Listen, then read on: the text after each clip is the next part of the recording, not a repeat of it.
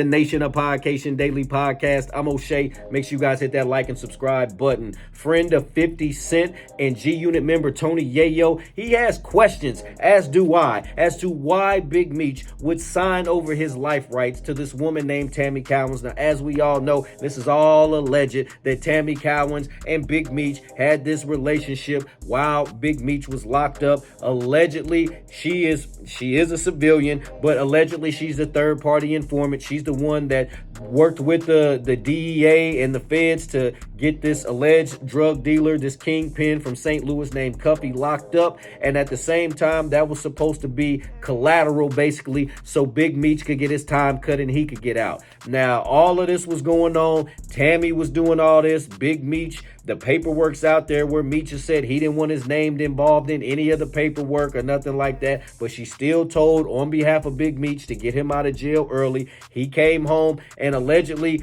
there's a problem because his life rights were signed away. He wanted his life rights back. And Tammy, on the other side, she thought that when Big Meech came home, they was going to be a couple. They was going to do their thing because she's the one helped his family get millions while he was locked up. They helped put his son through school, her and 50 Cent, and got him on this show. She's one of the executive producers of BMF. She's the reason that 50 Cent got to use the BMF name and do all of that stuff. So crazy stuff going on in hip-hop right now. Now, Tony Yayo is even questioning why Big Meech would do that. Why wouldn't he sign his life rights away to his son or his baby mama who he ended up going home to, or a family member, his mother, his brother, somebody other than this lady? What was so important about her?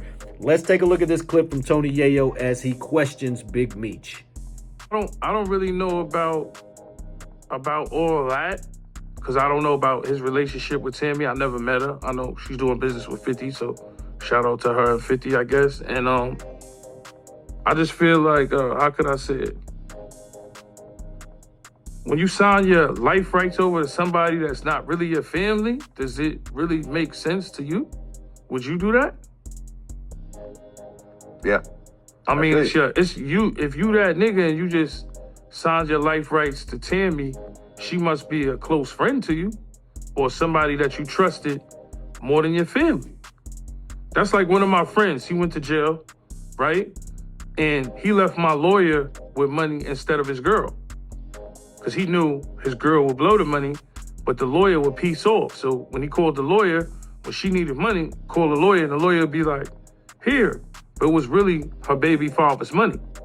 So if you trust her with your life story, that means you trust her over your mom's, your family, your own son, none of your niggas in BMF. You must have had a lot of trust to give, because if I sign over my life story, it gotta be somebody that I obviously really trust, right?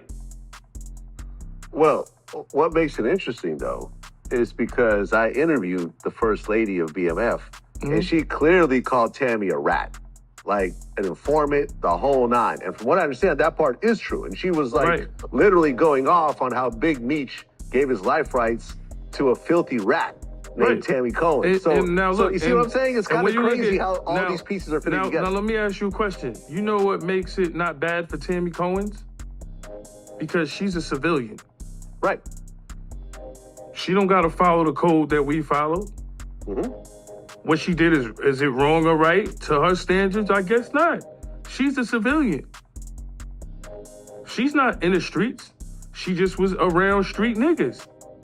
So if you a street nigga and you put your trust in a civilian, I don't really know what to tell you about that, bro. You know what I'm saying? Yeah. Well, it is what it is, man. It is what it is. I just wish Lil Meech would have probably saved some more money, saved some of that money 50 gave him, because he damn sure ain't give it to me in murder. We ain't get no couple of millions off acting. The fifth, get us them gigs, motherfucker. At least we gonna be loyal to it. You know, niggas are buying houses and cars and shit like that off for tours. That's why niggas be like, oh yeah, why you always mention 50? Ain't nothing wrong with showing your homie love that shows you love, that makes sure you good no matter what. Make sure you fly around the world, dressing rooms, make sure, you know, even there's a time where 50's paying for everything. Wardrobes, the best hotel. He could have us at the cheap hotel, but he got us in Amani Hotel and all that. And niggas look at it like, yo, it's a form of, yo, you nigga always show love to niggas that show you love, man. I got love for Murder too. Murder my nigga, we on the road. I got love for Banks. You know what I'm saying? I got love for certain niggas and I always shout them out and show love because there ain't nothing wrong with that. So when you look at the Meech situation, I just look at it like, yo, bro, you should have saved out of that 4 or 5 million, you should have saved your pops $1 million. So when he come home, you don't gotta look at little baby and say, yo, he got the Ferrari truck. Nah, you could buy your pops the Ferrari truck and smash him with 700-800 or $1 million, because that's what real niggas do. But when you give a little kid all that money, you know what I'm saying? You know what happens? Well, yeah. I mean, because if you really think about it, right? It's one thing to say, hey, I made all this money, I'm gonna buy my dad a house as a thank you. No, you made all this money, Lil Meech, because you're playing your dad on TV. Exactly. That's all I'm saying. And I'm not trying to disrespect none of them niggas in no way. 50 gonna do what he do because 50's fucking insane and crazy and been like this his whole life. But for me, we all was young and spent money. But there was levels. Like I said, Red Monkeys was $1,000, I believe. Chrome Hearts are 10 grand, bro. A Richard Miller's 200. There's young niggas in the streets that I done heard say, yo, I buy a Richard Mille before I go get a house. You mean to tell me you gonna spend $250 on a watch before you buy a house? Before you buy a house? Mm-hmm. Nah, bro. That's the first thing you do. That was my first purchase. My mom's still live in the hood by choice. You know why? Because Haitian people, they not gonna listen. They don't, like that house that got shot up and my mom's will still stay there. And the house has value because it's near the airport. You know? So what I'm telling you is like, I could have bought my mom's a house. She don't want to leave her house paid for though. She don't want to leave her house. She want to stay there till the day she not there. And God bless her. And I still go there. I don't care if it got shot up. That's what I'm trying to say. We used to the bullshit. We've been through the bullshit. Cribs getting shot up. Cars getting shot up. You know what I'm saying? Niggas getting shot at. Like war stories. Motherfuckers lying. Some niggas truthful. You know, we've been through the ropes. Like I said, this is G-Unit. We had drama with most of the realest niggas. Some of them doing life. Some of them dead. Whatever. You know what I mean? So for me, niggas know how 50 is when it comes to rocking with his enemies. Especially when he do something for you. For your son. So for Lil Meech, man, I just wish he would have had that bread for his pops to give him. Because I don't know if he had it or didn't. But you know what I'm saying? I think that he should at least had $1 million in that Ferrari truck that, you know, he was talking about with Lil Baby. Because Lil Baby probably had $1 million, 4 pockets full, and a Ferrari truck. Should have had that for his pops. That's it.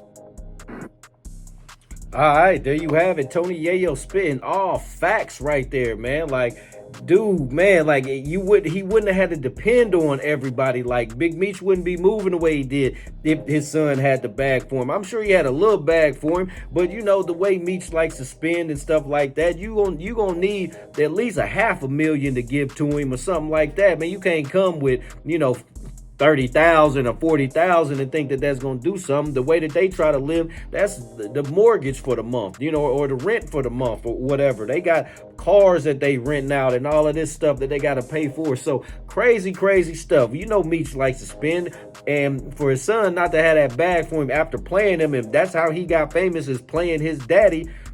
Like, it's crazy that he didn't have that bag. But anyway, the whole situation's crazy. I don't know why he would sign his life rights over to this woman. Like, unless Yayo said he really trusted her.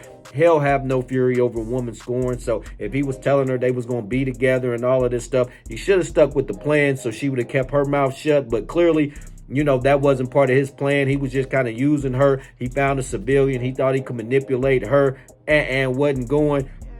She went and pillow talked to 50 Cent, told all his business, and now Big Meech is out here looking crazy. Nation, what do y'all think about Big Meech's situation? What do you think about him signing his life rights over to Tammy Cowins? Do you ever think he'll get him back? What do you think about the snitch allegations, the third-party informant allegations? What do you think about Lil Meech not having the bag saved aside for his pops? What do you think about the Flannerys versus 50 Cent? What do you think about Meech versus 50 Cent, Ross versus 50 Cent, Lil Meech versus 50 Cent?